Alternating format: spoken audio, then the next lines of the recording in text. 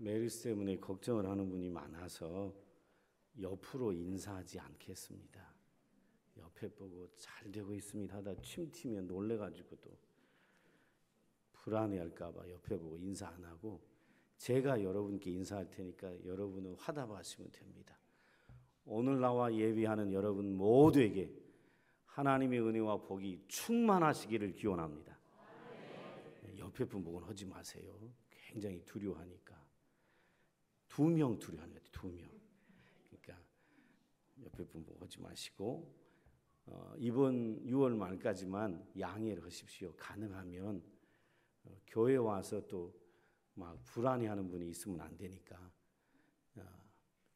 이 목례로 손으로 악수하지 말고요. 이렇게 목례로 이렇게 하시고 말도 입도 열지 말고 이렇게 하십시오. 그래야 괜히 교회 와서 불안해하고 이 교회는 생각도 없는 사람들만 모인 사람들이다 이렇게 오해받으면 안 되니까 불편해하는 분이 1-2명 있어요. 저는 다 잡을 수 있는데 한 2명은 못 잡는 분이 있는 것 같아요. 손을. 그래서 그런 분들을 배려해야 되니까 인사도 목례로 하시고 서로 배려했으면 좋겠습니다. 여러분 이번 주간에 우리 대한민국 역사에 아주 중요한 날이 하나 있지요. 여러분도 아시지요? 어떤 날이 있습니까? 6.25가 있습니다. 올해 우리나라가 해방 70년이 되고 6.25 전쟁이 일어난 지 65주년이 되는 해입니다. 6.25라는 전쟁은 이 땅에 엄청난 고통을 가져왔습니다. 여러분 지금 메르스가 사람들에게 우리 한국 사람들에게 한 달 동안에 두려움과 공포를 가져왔고요. 그리고 경기 침체도 가져왔습니다. 여러분이 뉴스를 통해 다 아십니다. 이 메르스라는 질병으로 사망한 사람이 26명인가요? 이렇게 되고요. 확진 환자가 정확히 모르겠습니다. 100여 명 되고 그럽니다.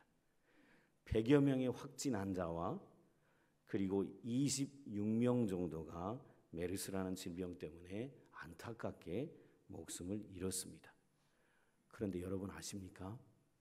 6.25 전쟁으로 목숨을 잃고 부상당한 사람이 몇 명인 줄 아십니까? 250만 명입니다. 메르스라는 질병이 26명의 생명을 앗아갔는데 나라는 완전히 지금 공황 상태예요. 26명이 세상을 떠났는데 지금 현재 나라가 공황 상태예요. 근데 6.25 전쟁으로 목숨을 잃고 부상당한 사람이 몇 명이라고요? 250만 명입니다. 참담한 일입니다. 250만 명이 죽거나 다쳤으니 이건요 나라가 완전히 폐허가 됐다라고 얘기할 수 있습니다. 그리고 이산 가족이 1,000만 명입니다. 상상할 수 없는 고통이 찾아왔던 것이 바로 전쟁입니다. 그럼 우리 6.25 전쟁 65주년, 해방 70주년을 맞이하는 올해 우리 대한민국은요 더 이상 이 땅에 전쟁이 없는 평화적인 나라, 통일 한국을 꿈꾸며 기도해야 합니다. 25명 정도 죽는 게 아닙니다. 전쟁은 250만 명을 죽게 했습니다. 앞으로 전쟁이 일어난다면 250만 명이 아닙니다. 2,500만 명이 사라질 수도 있습니다.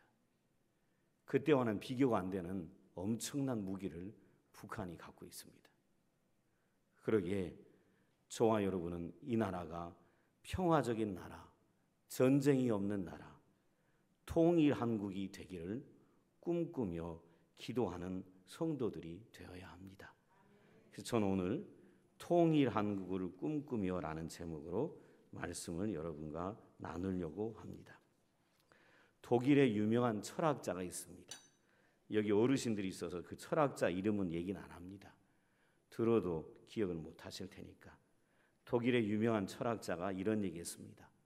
어느 시대나 그 시대를 이끌어가는 정신이 있었다. 그 정신을 시대 정신이라고 부른다고 합니다. 그리고 이 시대 정신을 잘 이해한 사람이 국민들을 이끌어갈 때 그런 사람들이 바람직한 지도자가 된다라고 얘기한 사람이 있습니다. 시대마다 그 시대를 이끌어갔던 시대 정신이 있었다는 겁니다. 우리나라의 역사를 돌아봐도 그렇습니다. 신라나 고려 시대에는 우리나라의 시대 정신이 불교였습니다. 그리고 고려 시대를 지나 조선에 들어오면서 우리나라의 정신세계는 유학이 이끌었습니다. 그런데 여러분, 이제 다가오는 통일 한국 시대를 이끌어갈 시대 정신은 뭘까요? 통일 한국 시대의 7천만 동포들의 영혼과 정신을 이끌어가야 할 종교와 사상은 무엇이 할까요? 저는 이렇게 얘기하고 싶습니다. 바로 그것은 기독교다라고 얘기하고 싶습니다. 아니, 기독교가 통일 한국 7천만 시대를 이끌어가는 시대 정신이 되도록 저와 여러분이 전력을 기울여야 한다라고 저는 말하고 싶습니다. 이 땅에 기독교가 들어온 이후에 엄청난 변화의 역사들이 있었습니다.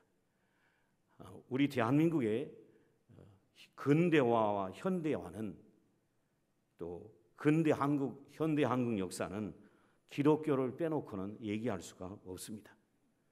지금 20세기 또 21세기에 이 시대의 시대 정세는 기독교일 뿐만 아니라 통일 한국 시대에도 기독교가 시대 정신이 되도록 저와 여러분이 힘쓰고 기도했으면 하는 마음이 있습니다. 우리나라의 기독교는 이렇게 들어왔습니다. 1985년 부활절날 아침에 미국 선교사 언더우드와 아펜셀러가 제물포항, 지금 우리가 살고 있는 인천입니다. 인천항에 도착한 때를 기점으로 기독교가 시작됐다라고 한국 기독교 역사는 얘기를 합니다. 그런데 이 선교사 두 분이 한국에 들어오기 전에 이미 기독교는 세계 역사상, 선교 역사상 드물게 먼저 한국에 들어와서 있었습니다. 선교사가 들어오기 전에 먼저 기독교가 들어온 나라가 한국입니다. 우리나라에는요, 선교사가 오기 전에 먼저 성경이 번역되어 들어와 있었습니다. 일본에 파견되었던 이수정이라는 관리가 일본에서 예수를 믿게 되어 일본에서 한글로 누가복음을 번역하여 쪽복음, 우린 66권이 하나로 된 성경을 갖고 있는데 쪼개진 성경을 쪽복음이라고 합니다. 쪽복음으로 누가복음을 출간하여 이 성경에 이미 우리 대한민국 땅에 들어와 있었습니다. 그리고 이수정이라는 이 관리가 미국 선교부에 요청을 했습니다. 조선에는 아직 복음을 들어보지 못한 사람들이 너무 많고 선교사가 들어온 적이 없으니 한국에 선교사를 파송해달라고 거듭 요청했습니다. 이때 미국 장로교 선교부에서 이수정이라는 이 관리의 요청에 응하여 인도 선교사로 가려고 내정했던 언더우드 선교사를 권하여 조선으로 가도록 조치하였습니다. 그리하여 언더우드는 인도 선교사가 될 사람이 조선 선교사로 바뀌어 오게 된 것입니다. 성경만 먼저 들어와 있었던 것이 아닙니다. 한국에는 우리 대한민국 땅에는 먼저 그리스도인들이 있었습니다. 황해도 사람으로 서상륜이라는 신자가 있었습니다. 이 사람을 포함한 몇몇의 사람들이 중국의 장사로 왔다 갔다, 일본 제국지 시대에 왔다 갔다 하다가 만주에서 미국 선교사를 만나 전도를 받아 그리스도인이 됩니다. 그리고 이 서상륜이 귀국하여 고향에서 전도하기에 이르렀는데 그 결과로 한 무리의 그리스도인들이 존재하고 이 땅에는 있었다는 것입니다. 또 선교사가 들어오기 전에 교회가 먼저 세워져 있었습니다. 이런 경우는 세계 선교 역사상 특이한 사례입니다. 선교사가 현지에 들어가기 전에 교회가 먼저 세워져 있다. 놀랄만한 사건입니다. 한국에 제일 먼저 세워졌던 교회가 조금 전에 얘기했던 서상륜이라는 분이 만주에서 복음을 받아들이고 들어와서 복음을 전해 한 무리의 그리스도인들이 모이게 되자 황해도 소래라는 곳에 교회를 세웠습니다. 이것이 한국 최초의 교회입니다. 초가집인 볼품없는 건물이었지만 우리 민족 안에서 스스로 예수를 믿었던 사람들끼리 모여 예배를 드렸던 최초의 교회가 소래 교회입니다. 이런 성경이 먼저 들어와 있었고, 먼저 그리스도인들이 이 땅에 존재했었고, 먼저 교회가 세워졌던 이곳에 언더우드 선교사가 들어왔던 것입니다. 그리고 언더우드 선교사가 한양에 들어와 먼저 한 것이 소래 교회라는 교회가 이미 있고 신자들이 있다는 걸 알고 그곳에 가서 세례를 베푸는 일이 있었습니다. 이러한 일들로 인하여 한국 땅에 복음이 크게 번성해 나갈 수 있었던 것입니다. 구한말 시대에 유학은 이 시대의 시대 정신의 가치를 또 힘을 이미 잃어버렸고 구체제가 무너져 갈 때에 백성들의 마음은 걷잡을 수가 없었습니다. 나라의 운명은 한치 앞을 내다볼 수 없는 그런 시기에 복음이 들어왔고 복음이 들어오자 이 땅의 백성들은 뜨겁게 복음을 받아들였습니다. 그리고 복음을 받아들인 사람들을 통하여 오늘과 같은 이런 평화의 나라, 또 민주주의 나라, 축복의 나라가 된 것입니다. 여러분 아십니까? 우리 역사가 일본 제국주의 잔혹한 지배로부터 벗어나서 대한민국 정부를 수립하게 된 날이 1948년 8월 15일입니다. 제가 여러 차례 말씀드린 적이 있습니다. 그때 재헌의회가 구성되고 헌법을 만들고 나라의 기틀을 닫게 되었습니다. 대한민국 국회가 처음 열리게 된 날이 1948년 5월 31일인데 일컬어 재헌의회가 열린 날입니다. 이 재헌의회가 열렸을 때 첫 순서가 임시의장을 뽑는 순서였습니다. 이때 임시의장으로 뽑힌 분이 이승만 박사입니다. 감리교 장로였던 이승만 박사는 두 가지 꿈이 있었습니다. 대한민국 체제를 자유민주주의 체제로 정착시키려는 꿈과 개신교의 기반 위에 나라를 세우려는 꿈이 있었습니다. 두 꿈이 있었어요. 이 나라가 자유민주주의 나라가 되었으면 좋겠다. 이 나라가 개신교, 복음의 기반 위에 세워지는 나라가 됐으면 좋겠다라고 두 꿈을 가지고 있었는데 이 꿈을 가지고 있던 그가 재헌의회 임시의장으로 뽑혀 단상에 딱 올라서자마자 제일 먼저 한 말이 이 얘기를 했습니다. 우리 기도 드리십시다. 어디서 이 얘기를 했다고요? 어디서요? 이 나라의 첫 의회가 열리는 첫날 단상에 처음 서서 한 말이 우리 기도 드리십시다 라고 했는데 그가 한 말이 이겁니다. 동지 여러분, 신생 독립국가 대한민국을 허락하신 여호와 하나님께 먼저 기도 드리겠습니다. 이윤영 동지께서 단상에 올라오시어 기도 드리시겠습니다 라는 말로 재헌의회 첫 말을 시작했다고 합니다. 이승만 대통령이 임시의장이 되어서 이 첫 재헌회를 열 때 서울 중구에서 선출된 국회의원이 있었는데 그분이 목사였던 이윤영 의원이었습니다. 이분이 단상에 올라와서 간절한 기도의 내용을 드렸습니다. 그때 재헌 의원은 200명이었습니다. 제주 출신 2명의 의원은 4.3 사건으로 출석하지 못했는데 198명이 참석한 자리에 전원이 자발적으로 기립하여 기도에 참여했다고 합니다.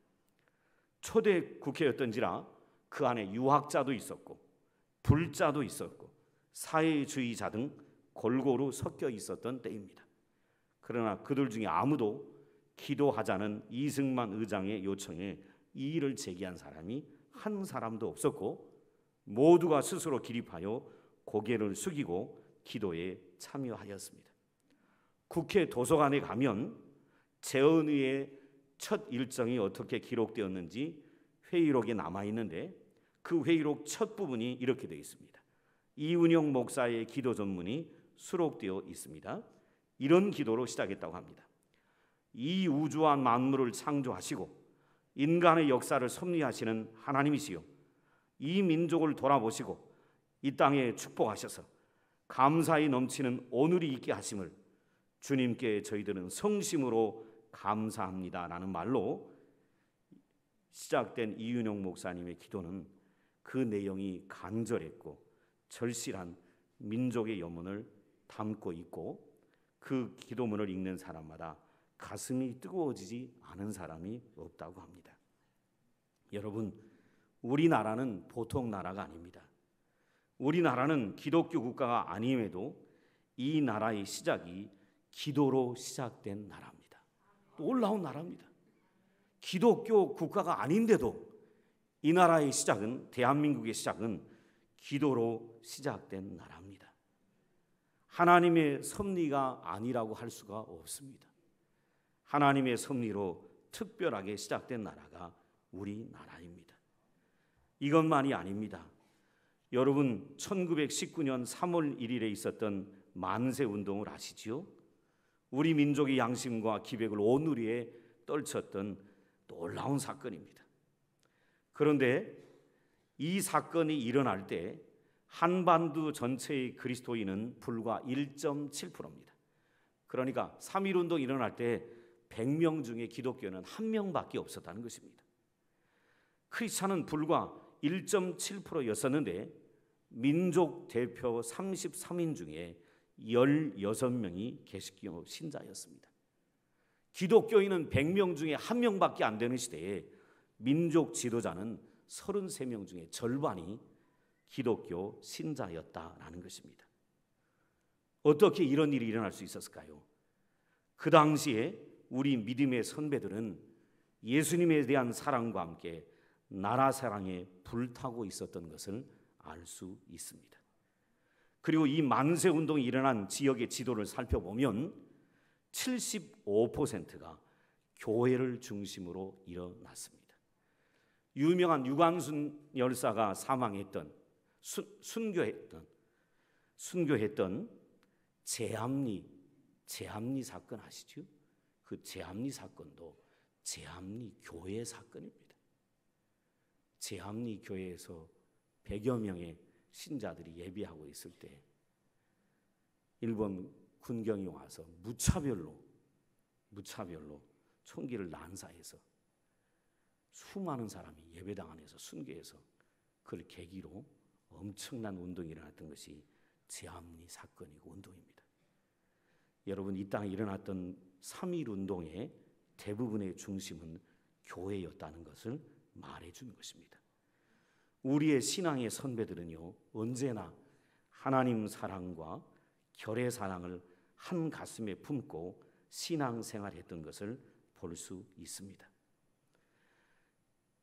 일제시대에 교회는요, 단지 민족의 지도자들만 세워낸 것이 아니라, 단지 교인들만 세워놓은 것이 아니라 민족의 지도자들을 함께 세워놨던 아주 귀한 공간이었던 것을 우리는 볼 수 있습니다. 이 교회에서 수많은 민족의 지도자들이 일어났었습니다.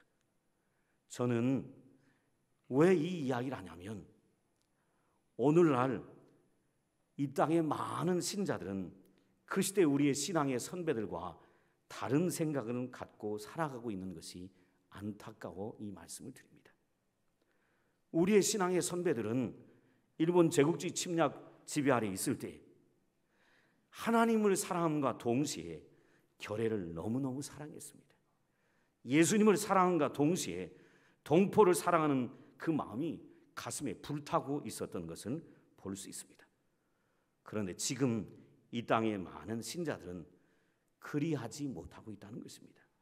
대부분이 자신의 행복, 자신의 안위에만 관심을 두고 살아가는 지극히 개인주의적인 신앙생활을 하고 있는 것을 볼 수 있습니다. 조금 더 생각하는 사람들이 교회를 위해 기도하는 정도입니다. 나라와 민족과 결례를 품고 기도하는 사람은 죄송하지만 찾아보고 싶어도 찾아보기 쉽지 않은 이 시대의 모습이 안타깝다라는 것입니다. 이 땅에 교회가 들어온 이후에 조금 전에도 말씀드렸지만 이 땅의 독립운동 그리고 공산주의를 배척하는 그리고 민주화를 이루는 또 인권, 국민 계몽, 교육운동 이 모든 분야에 있어서 한국 교회는요 타의 추종을 불허하는 업적을 이루어왔습니다. 한국에 20세기에 기독교가 없었다면 한국은 지금 같은 세계적으로 잘 사는 나라가 될 수 없었습니다. 이 모든 것이 신앙을 먼저 받아들였고 신앙을 잘 지켰던 믿음의 선배들이 있었기에 오늘 이와 같은 축복을 저와 여러분이 누리고 있는 것입니다.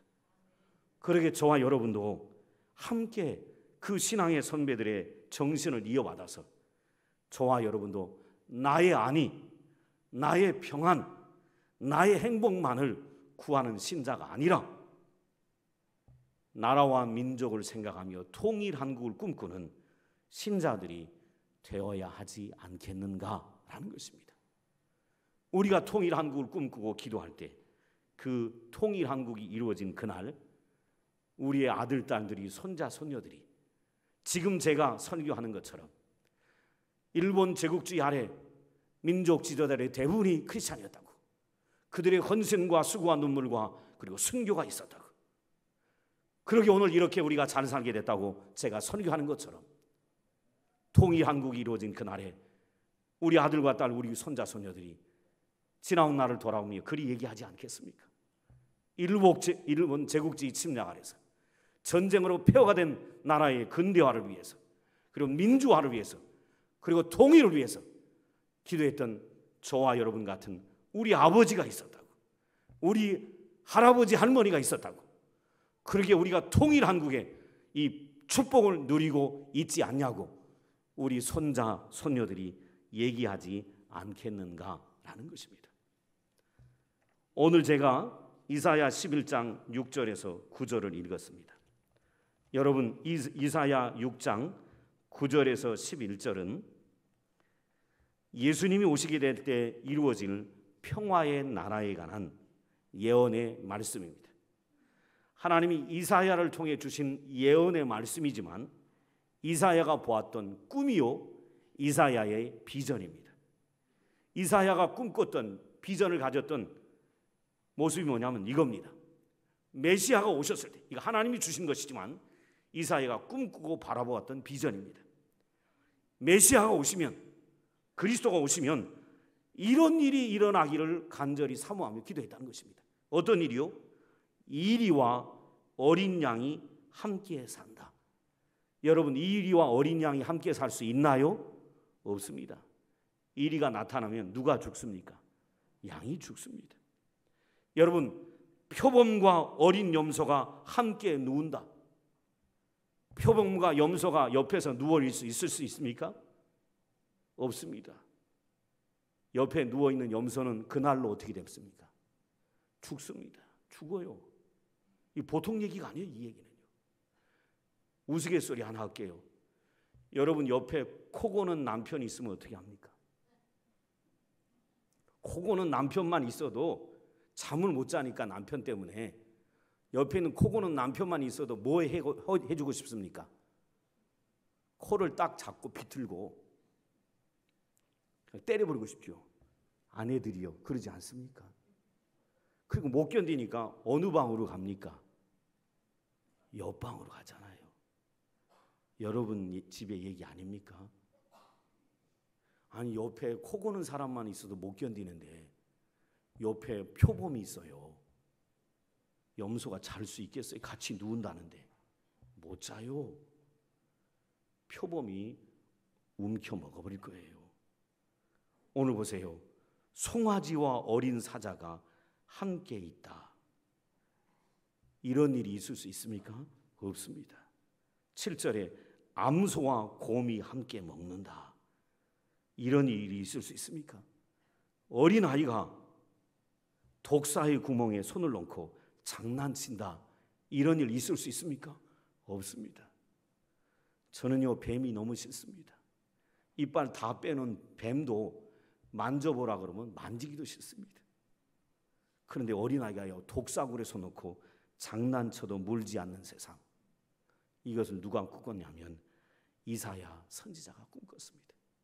이사야 선지자는 어린 양과 이리가 함께 뛰놀고 표범과 염소가 함께 눕고 송아지와 사자가 함께 뛰놀고 암소와 곰이 함께 먹고 어린아이가 독사굴에 손 놓고 장난쳐도 물지 않은 이 세상이 메시아가 오심으로 이루어지게 될 것을 꿈꾸며 기도하며 살았던 사람이 이사야 선지자입니다. 영적인 상상과 꿈과 비전을 가졌던 사람이지요. 저는요, 이 이사야 11장 6절에서 9절의 말씀을 저는 한반도에 적용하고 싶습니다. 한반도에 적용해서 이렇게 됐으면 좋겠습니다. 어느 날 주님께서 이 나라에 휴전선을 걷어주셔서 한국의 장성과 북한의 쫄병이 함께 뛰놀고 한국의 쫄병과 북한의 장성이 함께 누워 자고 북한의 남성과 남한의 여성이 결혼하고 남한의 남성과 북한의 여성이 함께 복된 가정을 이루는 이런 평화의 나라를 이사야 선지자처럼 저와 여러분이 함께 꿈꾸며 이 나라의 미래를 위하여 기도해야 되지 않겠는가 하는 것입니다. 더더욱 놀라운 사실은 9절에 이사야 선지자가 이런 꿈과 비전을 가지고 노래합니다. 9절을 한번 보시죠. 내 거룩한 산 모든 곳에서 해됨도 없고 상함도 없을 것이니 이는 물이 바다를 덮음같이 여호와를 아는 지식이 세상에 충만할 것입니다. 메시아가 오면 거룩한 산 모든 것에서 해함도 상함도 없고 물이 바다를 덮음같이 여호와를 아는 지식이 온 세상에 충만한 세상이 되었으면 좋겠다라고 꿈과 비전을 노래하고 기도했던 것을 볼 수 있습니다. 저는 이것을 한국 사회에 이렇게 대한민국에 적용하고 싶습니다. 거룩한 산 한라산과 백두산이 해됨도 상함도 없을 것이고 물이 바다를 덮음같이 하나님을 아는 지식이 한라산에서부터 백두산까지 골목마다 거리마다 골짜기마다 흘러넘치는 그 나라, 그 나라가 우리 통일한국이 됐으면 좋겠다. 얼마나 아름다운 꿈이요 비전입니까? 동네마다 골목마다 농촌마다 공장마다 학교마다 가정마다 골짜기마다 하나님을 아는 지식, 하나님을 섬기는 백성들로 차고 넘치는 우리나라 통일한국, 이것이 저와 여러분의 꿈이요 한국교회의 비전과 꿈이 됐으면 하는 소원이 있습니다. 유명한 이 사람이 그리스도인이었는지 아닌지 저는 알 수가 없지만 유명한 장군 나폴레옹이 이런 말을 했다고 합니다. 인류의 미래는 인간의 상상력과 비전에 달려 있다라는 말을 했습니다. 인류의 미래만 그러겠습니까? 한 나라의 미래, 한 가정의 미래, 한 개인의 미래도 인간의 상상력과 비전에 달려 있는 것이죠. 쉽게 말하면 한 개인의 미래가 꿈에 달려 있는 것입니다. 한 가정의 미래도 꿈에 달려 있는 것이고 한 교회의 미래도 꿈에 달려 있는 것이고 한 나라의 미래도 인간의 꿈에 달려 있는 것이지요. 그러기에 저와 여러분은 꿈꿔야 합니다. 우리가 꿈꾸게 되면 한반도의 미래는 우리가 꿈꾸는 것대로 될 것입니다. 우리 모두가 지금 꿈꿔야 합니다. 통일한국이 되어져서 남북한이 하나 되어 7천만 한민족이 하나님을 알고 하나님을 섬기고 하나님을 경배하는 아름다운 민족이 되어지도록 저와 여러분은 꿈꾸고 기도해야 합니다. 이것이 저와 여러분의 사명입니다. 단지 예수 믿는데 그저 나 하나 잘 먹고 그저 나 하나 잘 살고 그저 나 하나 평안하면 됐다. 조금 더 생각하면 우리 가정 평안하면 됐다. 이것은 신자의 바른 태도가 아닙니다. 우리의 믿음의 선배들은 그리하지 않았습니다. 하나님 사랑과 결의 사랑, 예수 사랑과 동포 사랑이 함께했던 사람들이 우리의 믿음의 선배들입니다. 오늘 저와 여러분도 나의 개인의 신앙의 축복뿐만 아니라 통일 한국을 꿈꾸며 기도하는 하나님이 기뻐하시는 성도들이 되시기를 주의 이름으로 축원을 드립니다. 이 시간 잠깐 기도하겠습니다. 기도하는데 함께 기도합니다. 하나님, 65년 전에 이 땅에 6.25라는 전쟁 참극이 있었고 그로 인하여 250만 명이 참담하게 죽고 다치고 1000만 명이 이산 가족이 나왔고 이 땅은 폐허가 됐는데 다시 전쟁이 일어난다면 5천만 명이 죽는 참극이 벌어질 것인데 하나님, 이런 일이 일어나지 않도록 도와주시고 이 땅에 평화가 유지되고 남북이 통일돼서 남북한 군인이 서로 어깨동무하고 춤을 추며 백두산에서 한라산까지 하나님을 아는 지식이, 하나님을 섬기는 백성들이 차고 넘치는 우리 민족 되게 해달라고 통일 한국을 꿈꾸며 이 시간 우리 1, 2분 동안 주님을 부르며 잠깐 기도하겠습니다. 여러분 간절함으로 기도하기를 부탁합니다. 꿈꾸는 대로 우리나라의 미래가 결정될 것입니다. 우리 주님 3번 부르고 이 나라 이 민족을 위하여 통성으로 잠시 기도합니다. 기도하겠습니다. 주여, 주여, 주여. 사랑이 많으신 아버지 하나님, 우리 민족을 하나님 불쌍히 여겨주시기를 간절히 빌원합니다. 1950년 6월 20일 이 땅에 하나님 전쟁이 일어나서 아버지 하나님 원치 않게 250만 명이 죽고 250명 가운데 많은 사람들이 부상되는 참담한 일이 우리 민족 가운데 있었습니다.